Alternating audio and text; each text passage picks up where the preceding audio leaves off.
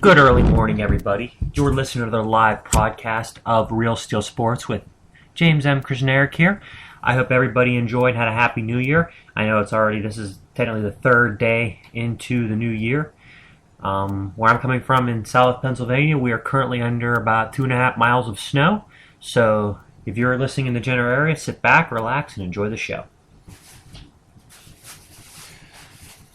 The NFL playoffs is upon us. The playoff bracket is set, has been since Sunday, after a bunch of wild finishes left us with no doubt who are going to be the 12 teams vying for the 48th Lombardi Trophy.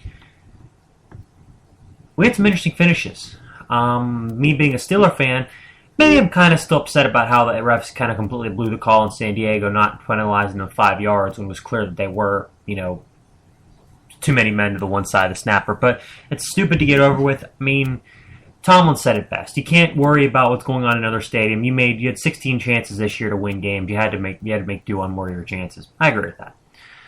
But anyways, I've decided that tonight I'm going to break down the AFC playoff games, and tomorrow night I will do the NFC playoff games. The NFC games being, of course, the Saints at the Eagles and the 49ers at the Packers. Tonight's I'll be breaking down the Bengals hosting the Chargers, and this game, the Chiefs at Indianapolis taking on the Colts. These two teams played not too long ago. It was 2 days before Christmas. These two teams squared off in Arrowhead Stadium in Kansas City, and Indianapolis took them out. They beat them 23-7. They were really, really impressive in that game.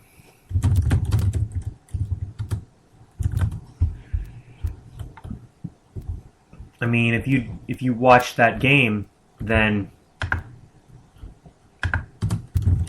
it's really, really clear that Indianapolis showed up and they were the better football team that day. Indianapolis was able to do successfully on what they really had not been able to do much of all season long, and that was run the football. I only ran for 5 first downs, but they ran for 135 yards and a touchdown. And I think those kind of numbers are going to be very key, and I think was one of the reasons why the Indianapolis Colts look so strong down the stretch, winning several of their last few games. The Chiefs did not look as good. Yes, they registered 155 yards rushing, but 4 turnovers, 3 fumbles, 1 interception, and 7 penalties. Those numbers will do me against just about anybody. All in all, I don't know if we can really use that game as a forthcoming, because Kansas City really, from the moment Denver beat them the second time, was locked in their position. Denver wasn't going to blow their last 2 games in order to lose out and get the number 5 seed. They were going to get the top seed. But, they still played their starters and they got beat. But what was really telling in this game was how well Andrew Luck played. 26 of 37 for 241 yards and a touchdown. It seems like that team's finally starting to play better now ever since Reggie Wayne got lost for the season against Denver. Because you look at what happened, at that team right after they lost Reggie Wayne. It was the game where they beat Denver. They barely beat Houston in Houston. Then they went on to lose 3 of the next 5. Pardon me for the advertisement there. Thank you, ESPN. But you look at their schedule, they got blown out in the 3 games they lost. Lost by 30 to the Rams, 29 to the Cardinals, and then 2 touchdowns to the Bengals. For the last few weeks, they played fairly well. And I know 2 of their 3 game opponents were pretty much just, more or less a couple of beatdowns. Indiana against the Jaguars and the Texans, 2 of the worst teams in the league. They beat Kansas City and Kansas City, which is still impressive. As for the Chiefs, they started off the year and they were the best team in the NFL for the first half of the season, regardless of what anybody says. I mean, you can go ahead and say, Denver was for how well that they played, but the new 2014 Buick LaCroix. Stupid advertisements, pardon me. But if you look at how they start the season, the first 9 games, they were scoring points and they were really clamping down on defense. They had a 3-game stretch where they lost to Denver, San Diego, and then Denver again. And then they lost out against Indy and San Diego to end their season. Losing 5 of your last 7 is not a good way to go into the playoffs. Backing up into the playoffs is not very good. But, Andy Reid's an experienced coach. He's been to a Super Bowl with the Eagles. He's been to multiple conference title games. I think they'll play well, but in the playoffs against the Colts, but it's going to be really tough for them to go in Indy and beat them. The thing about Andrew Luck is he's finally starting to play better quarterback. Like he was going through kind of like a funk earlier in the season, right after they lost Reggie Wayne. But in the last few weeks, he's really started to play better. I mean, the Colts this year have been a very, very potent offense. They're 14th in the league in scoring. 24.4 points a game, it's respectable. And 15th in the league in yards, it's respectable as well.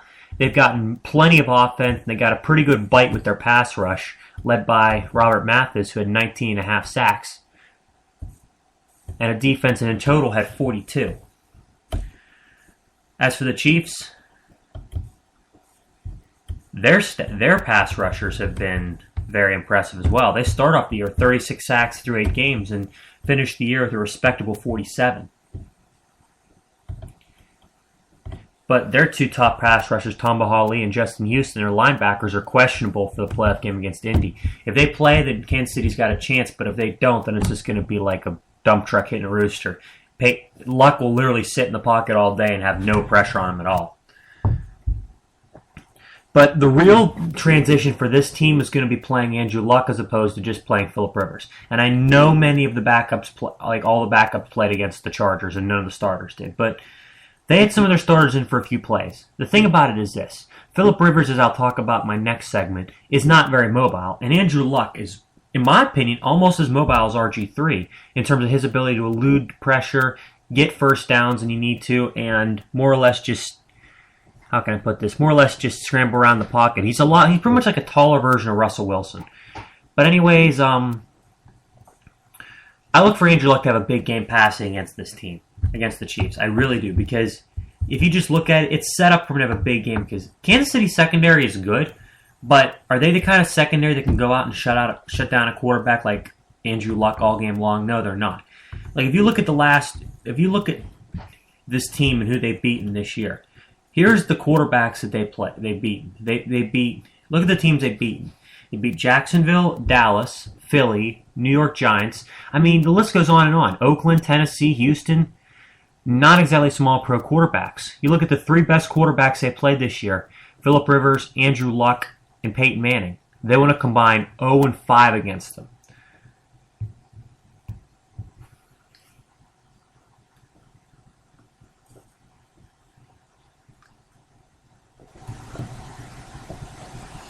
No 5 against some elite quarterbacks.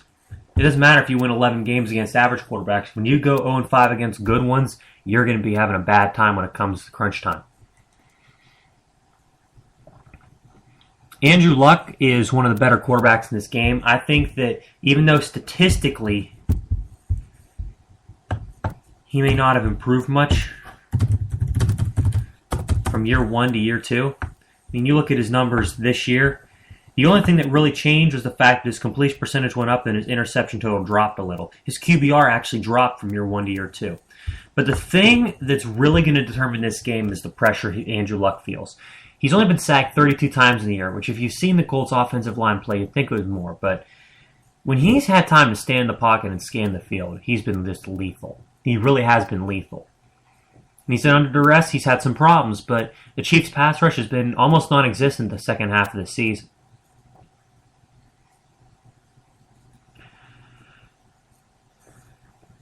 And they've played well the last 3 weeks, outscoring their opponents by a combined 58 points. And being in Indianapolis under pretty much neutral weather, I think Lucas Oil's indoors. They should have a really good chance on offense to put up some points.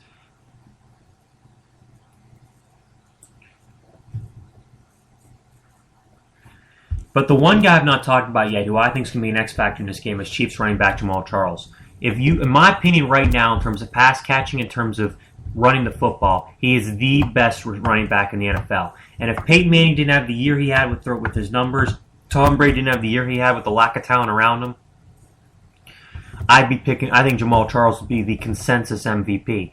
5 yards a carry, 12 rushing touchdowns, 19 touchdowns total, and 1,980 yards from scrimmage. Very, very impressive numbers.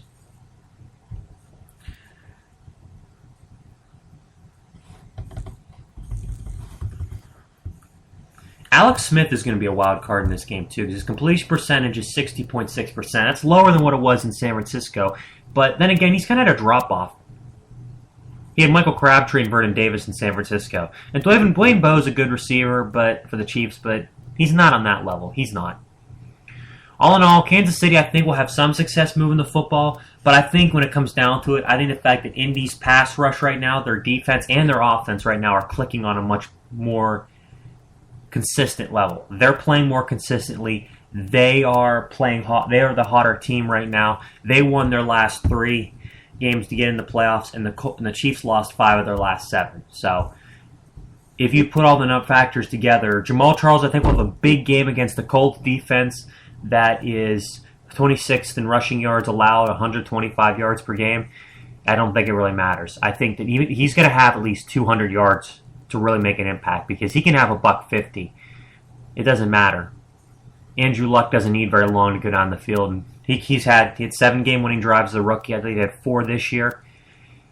The Colts can score quickly. They got Kobe Fleener and T.Y. Hilton as weapons, and I think that they will do more than enough to win this game. I think Indianapolis takes this game 31-24, and I think they will move on to the second round of the playoffs.